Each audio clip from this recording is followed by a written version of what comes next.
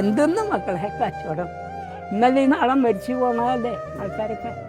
അപ്പൊ പിന്നെ നമ്മളെന്തിനും അങ്ങനെ ആഗ്രഹിക്കണ ഒരു കാര്യമില്ല. ആഗ്രഹിച്ച് എത്ര വലിയ ആളായാലും എങ്ങനെയായാലും ജീവിക്കണ്ടേ. ഇപ്പൊ എനിക്ക് കപ്പലിന്റെ ഉണ്ട്, ബജ്ജിയുണ്ട്, പിന്നെ ആ കാണുന്ന മിഠായി സാധനങ്ങളൊക്കെ ഉള്ളൂ.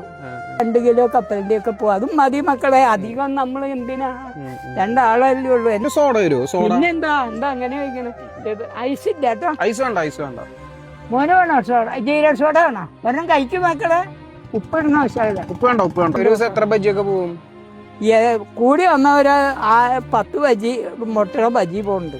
അതൊക്കെ പോരെ മക്കളെ. എനിക്ക് ഇപ്പൊ ഇനി കൂടി വന്ന ഒരു 2 കൊല്ലം 3 കൊല്ലം കൂടി ജീവിച്ചാൽ മതി എന്നൊക്കെ ആഗ്രഹമുള്ളൂ. കാരണം എപ്പോഴാ മരിക്കണേന്ന് പറയാൻ പറ്റുമോ?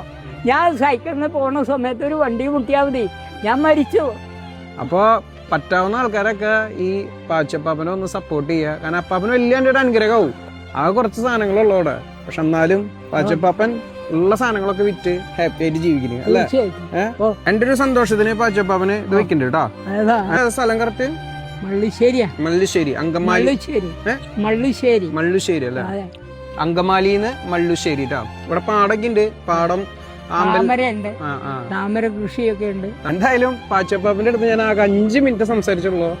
കിട്ടിയ പോസിറ്റിവിറ്റി അത് വേറെ ലെവലിലാണ്. അപ്പൊ എല്ലാം നന്നായി വരട്ടെ. ഇനി ഞാൻ ഈ വഴി പോകുമ്പോ കേറാം. അപ്പൊ ഇവിടെ ഉണ്ടാവണം കേട്ടോ.